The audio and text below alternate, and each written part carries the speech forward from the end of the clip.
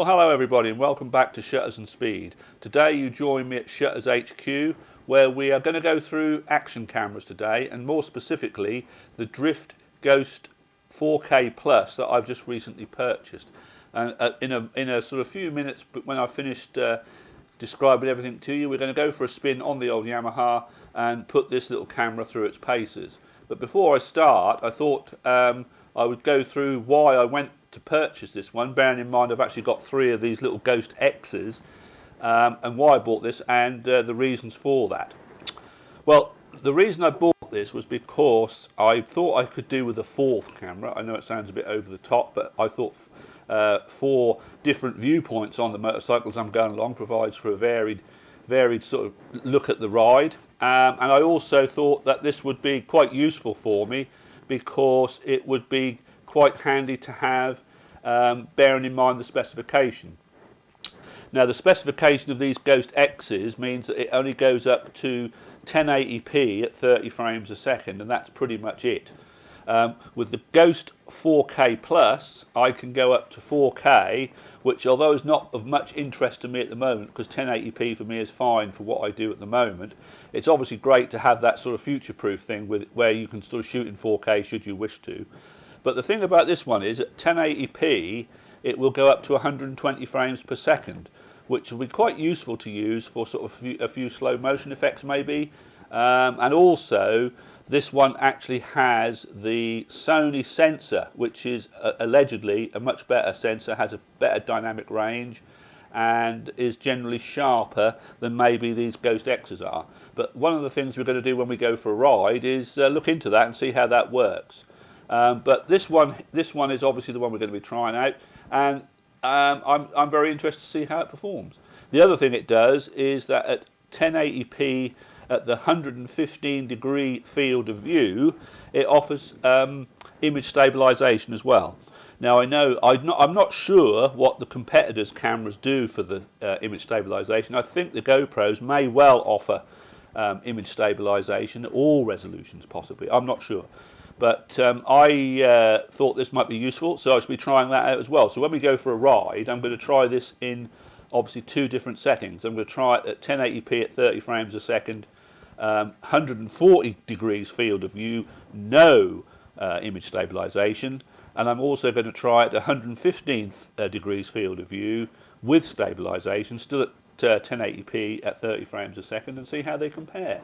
And then what I will also do is take this camera off completely and attach my Ghost X and see how they compare.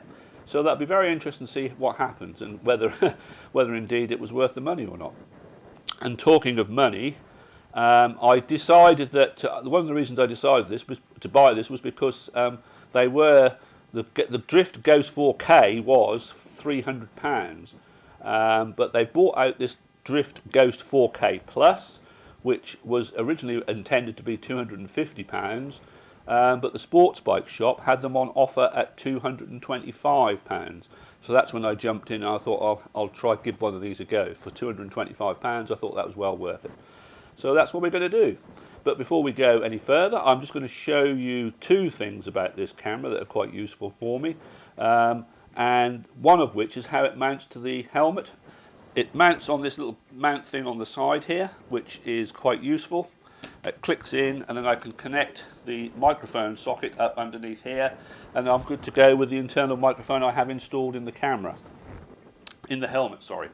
The other thing that is very useful with these Drifts is the fact that I can control multiple cameras from this master camera. And by I say control, I mean basically start recording. So if I press this button on the front here, I don't know whether you'll be able to see or hear the noises, but if I press this button on the front, it will start. All 3 cameras are now recording, and then if I press the button again, obviously it will stop them. So they all go back to their original state. Here we go. So that's quite useful, I think, to be able to control. So if you can imagine the cameras mounted on the side of the helmet here, I can just start this camera up, and all the other 2 will start at the same time, which is obviously very useful. So I think that's pretty much covered what we wanted to do here at Shutters HQ. So without further ado, we'll hook these all up to the motorcycle, stick the old helmet on and go for a ride. Well, here we are then, testing out the Ghost 4K Plus. We've got it at the moment on the 1080p 30 frames a second sort of standard setting. We couldn't have picked a better day to do this because it's obviously glorious at the moment. So what we're going to do, I'm going to make my way to the Walker's Cafe on the Barton Mills roundabout, where I'll probably have a coffee and something to eat, and I'll keep it on this setting on the way there, and then I shall change over when I get there to the 114 or 5 I think it is degree field of view with the image stabilisation system on, and see how that compares. And then what we'll do, we'll go for a few miles with that, and then we'll probably change over to the Drift Ghost X camera on the helmet, just to see how that compares, so we've got a more of a side-by-side comparison. So hopefully that'll all work out okay. So what I shall do in the meantime is keep the camera rolling and just provide a bit of commentary on the way. Still 40 miles an hour.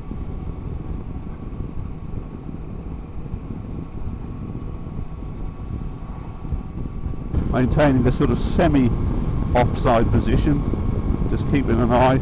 Hatchings in the road, which is a good advisory that overtaking is not really possible.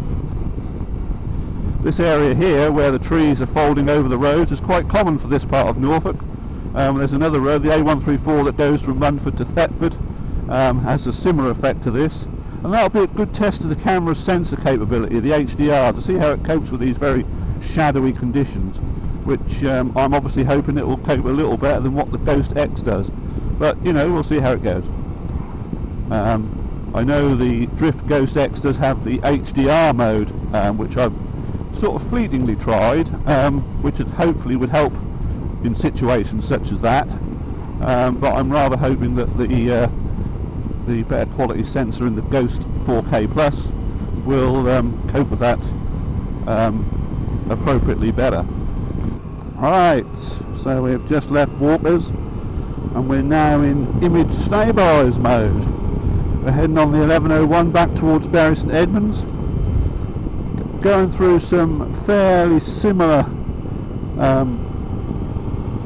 wooded type areas, so the actual scenery is much the same, so we'll see how that copes with that. But this is quite a nice looking road, so we'll have a ride along here.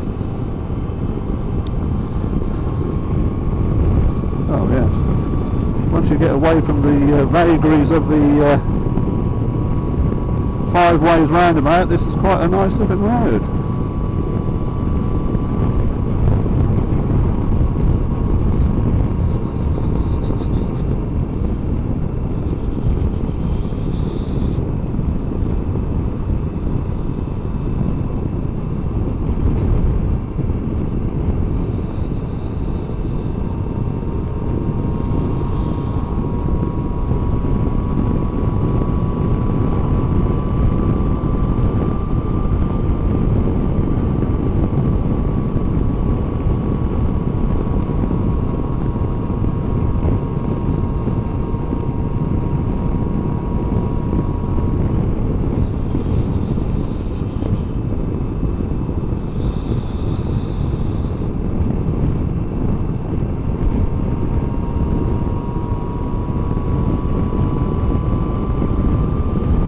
What a beautiful part of the world.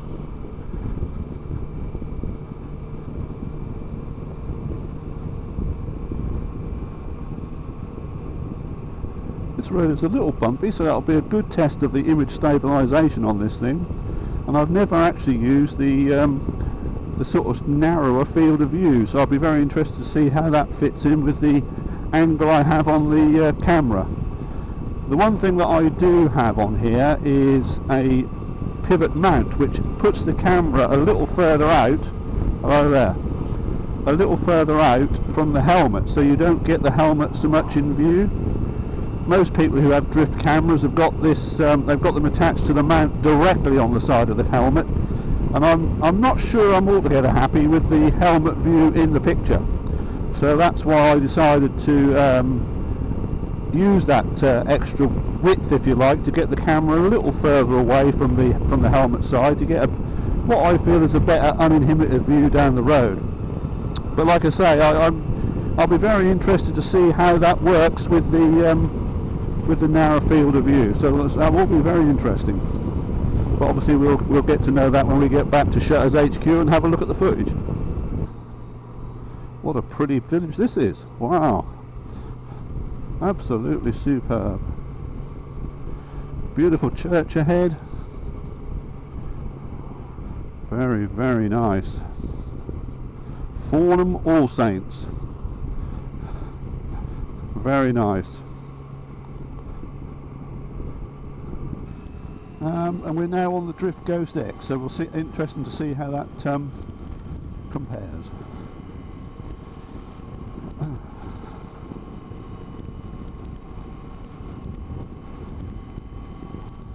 Now coming out of the village of Elvedon, crossing over the main A11 road, dual carriageway from Norwich to London.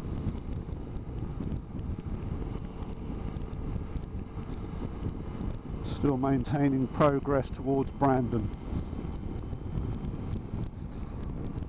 And of course, as mentioned earlier, the entrance to the Elvedon Centre Parks Resort here on the left. So here we are through this wooded tunnel effect again. So it'll be interesting to see how the cameras compare.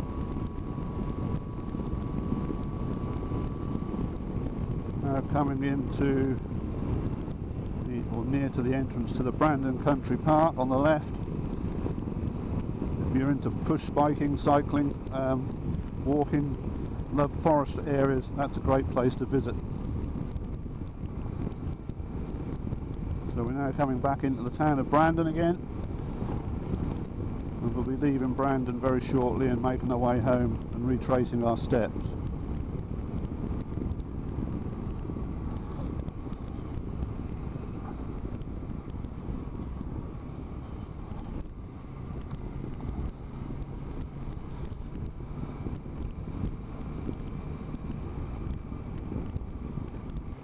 So as we leave the town of Brandon, you can see what about how the traffic builds up. My word, this is how Brandon is normally. We got here just in time this morning, I feel, to avoid all this. So there we have it then. We're going to head on back to base. We're just retracing our steps back towards home again. I'm going to stop recording now because I think I've got enough footage for what I need. So you will join me back at Shutters HQ when I've had a chance to have a look at the footage, and then we'll finish this video up with a few of my thoughts on what I've seen from today. So join me back at Shutters HQ. So I'm back here at Shutters HQ, and I've had a look at the footage, and I thought that I would share a few of my thoughts with you on this Ghost 4K Plus and how it compared with one of my Ghost X's. What I found was that in actual fact there wasn't a huge amount of difference, to be fair. There are differences, but they're very subtle. But you could always get away with using a Ghost X on its own, as I have done up until now, and find it perfectly acceptable. But when you're using them side by side, you can see that there are subtle differences. Those differences that I noticed on our ride out was number one, was the way the sensor on the Ghost X, Ghost 4K Plus, handled exposure going from dark to light areas. I felt it recovered quite quickly, and it made for a sort of smoother transition, which I thought was quite good. And also I felt the distortion was better handled by the Ghost 4K Plus. There was slightly less sort of leaning in verticals, I felt, on the Ghost 4K Plus as opposed to the Ghost X. But those differences are marginal, it has to be said, and you've really got to look hard to find them. But the one thing I did find a really quite an eye-opening functional feature was the image stabilisation and how that worked in conjunction with the narrower field of view. I've never used that. I have the narrow field of view option available to me on the Ghost X, but of course with the Ghost 4K Plus that couples up with image stabilisation. Now I found that to be really quite an eye-opener. I thought that was really good. I liked the angle. I thought it gave a better view down the road than the wider view, and that coupled with the stabilisation I thought produced some really quite good footage. It is also fair to point out at this stage that the light we had on the ride at times was really quite good, so I'll be interested to see how that all works in poorer light or less light, to see how, if the effects are still the same. But some of the pictures, especially the point where I was approaching that church in the Farnham village, I thought was actually quite stunning, and I was well happy with that. So from my point of view, do I think the upgrade to the Ghost 4K Plus was worth it? I think it is, probably. But the differences are certainly not night and day, and I would certainly be happy to carry on using my Ghost X as a helmet camera. And I should also be using my 4K Plus in conjunction with the Ghost X's, to give different views around the motorcycle as we go out on our ride. So that in conclusion is what I thought, and so I hope you found that interesting. I hope you enjoyed this video, and obviously if you have, then I just encourage you to click the subscribe button to keep up to date with all the content coming your way. So without further ado, that ends this video, and this is Shutters and Speed signing off for now, and I'll see you next time. Bye!